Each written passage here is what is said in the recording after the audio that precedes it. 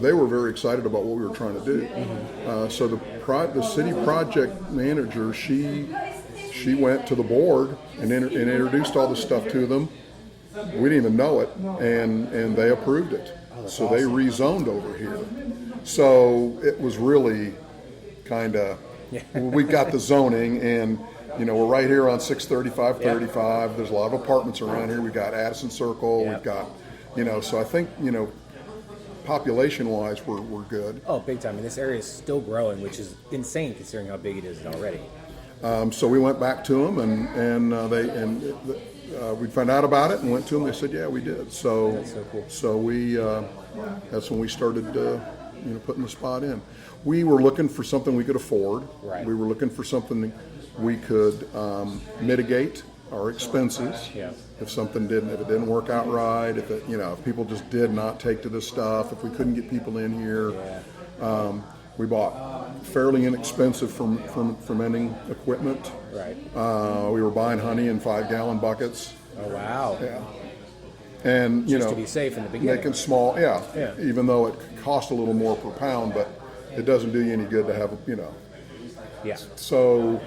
So that's how we started. We didn't even have a walk-in. I mean, we just started real small, and we, the family did everything in here. That's fantastic. We ripped down all the walls. We built the new ones. We put in the bathrooms. We built the bar. We did the concrete on the bar. Wow. We built out the kegerators. We did all of that. Now we have beer line run back. We've got a 10x10 walk-in in the back for our kegs. Damn. So we ran the beer line in back there, and we've got a chiller up on the deal to cool the lines. That's so awesome.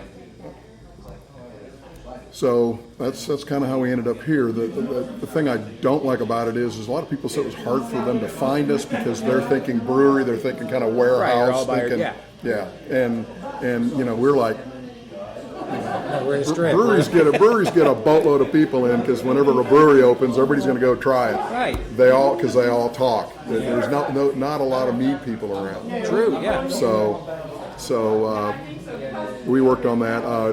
Bobby Diaz and his guys used to come in here when they were building their place out. I was going to say, you're not far from Odd Muse at all. And so they came in and they asked questions and everything. And so we've got Bitter Sisters.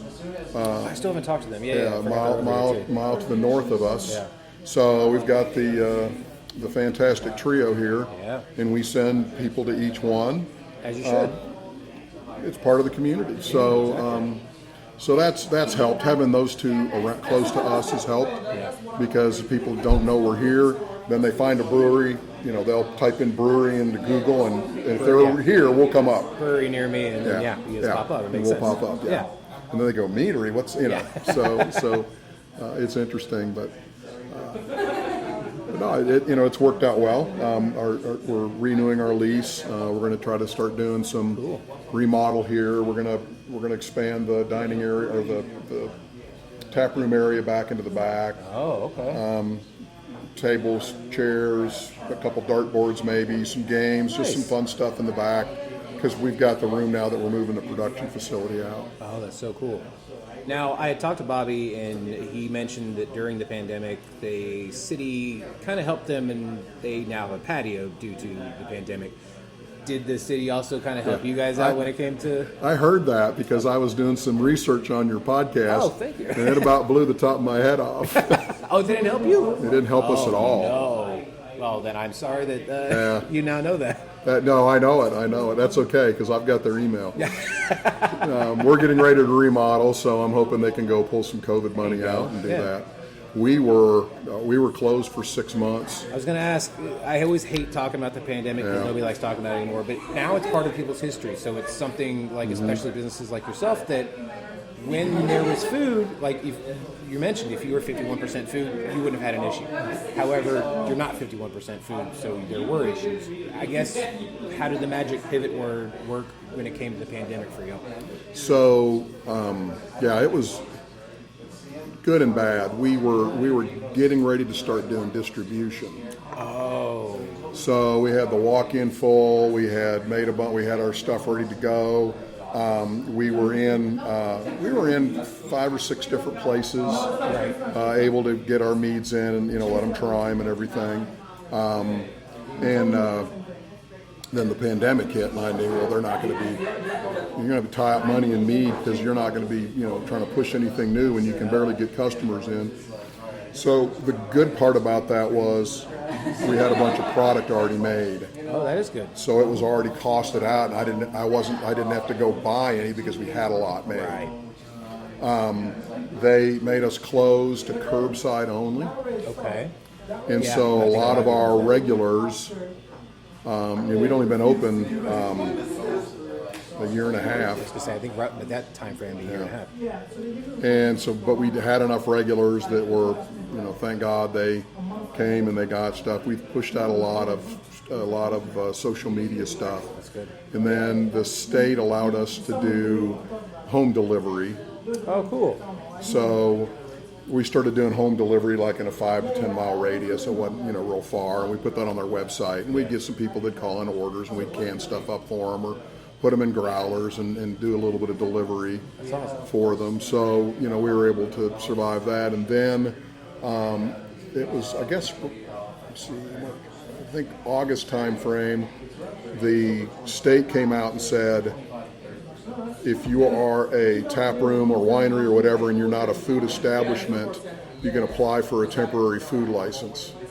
Oh, that's right. So you can open the door and let people in. I forgot they did that. Yeah. It was good for people, but also, if you really look at it, it's a cash grab. Which, whatever. But yeah. So we started doing burgers on a flat grill. And we did pulled pork sandwiches and hot dogs and things like that, so people could come in. Yeah. Do you see that coming back in the future?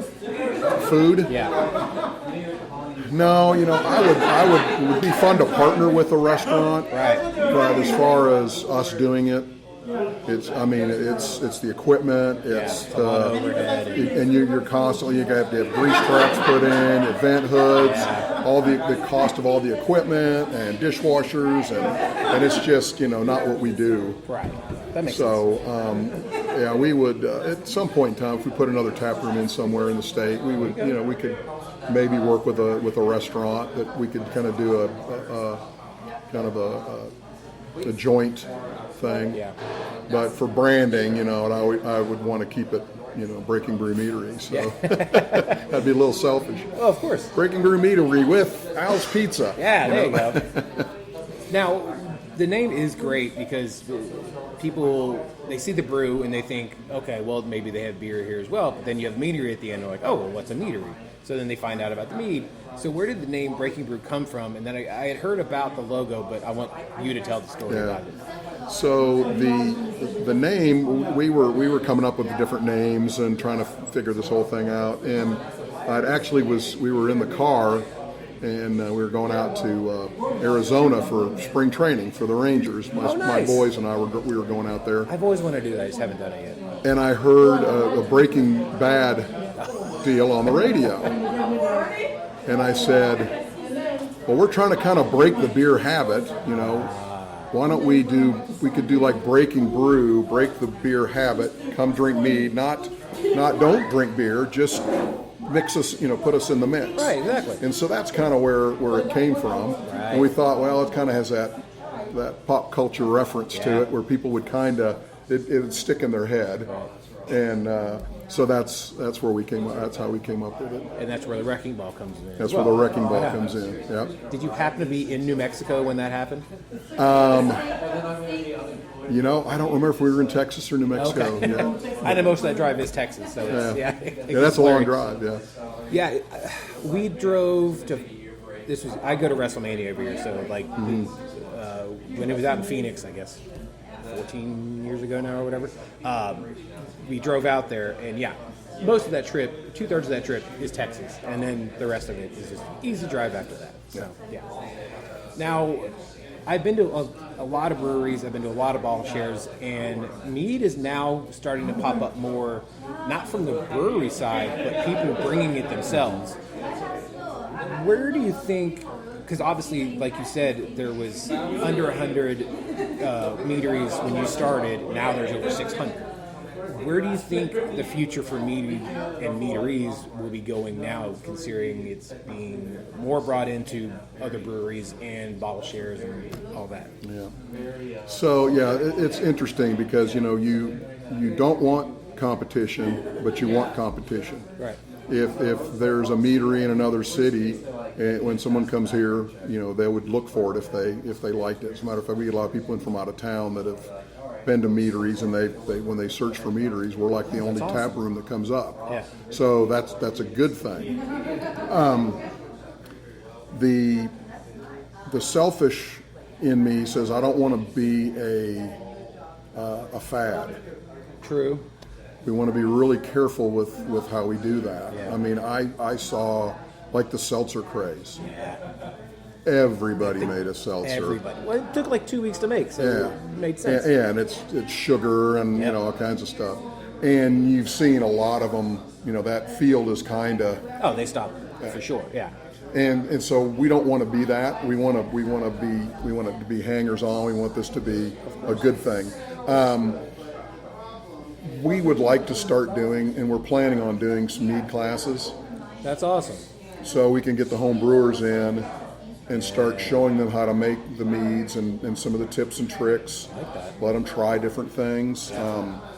We've put together some mead kits, and of course we would do education on honey. Right. We would do education on how to make mead.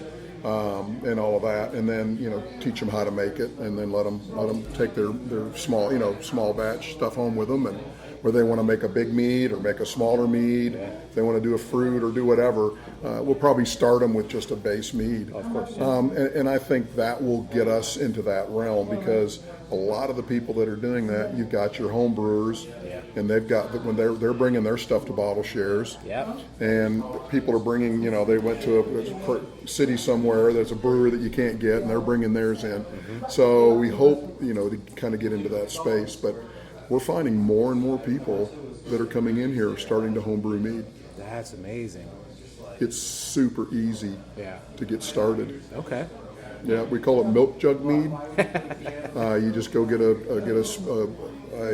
gallon of spring water or distilled water or whatever, and pour out part of it. Get your honey, warm it in the microwave or in a double boiler. Yeah. Pour it in, throw some yeast in there, shake the heck out of it. If you don't have a airlock or anything, put a balloon on the top and poke a hole in the balloon. Oh, okay. And that'll be your airlock. Yeah. And go sit it at room temperature somewhere for 2 weeks, and then throw it in the refrigerator, cold crash it, and you got mead. Easy enough. Wow. Yeah, they don't have to get into all of the nutrients, the energizers, all that kind of stuff. It'll probably take longer to ferment if you don't have those types of ingredients. But heck, people will make mead where they'll actually take the honey, they'll put it in a dish, and they'll put the dish outside. Well, in this heat, it makes sense. And they get the yeast. Yeah. They get the wild yeast that's flying, because it'll stick on there, but the bacteria won't affect the honey. And then they'll make their mead with wild yeast that's fallen on the honey out in the backyard. Wow. So you don't even need to go to the grocery store if you got the So yeah, and it's a lot like brewing when it comes to all the things then you start to think about. Yeah. What can we do with it? What kind of flavors? True. What kind of different things can you do with it to really have fun with it?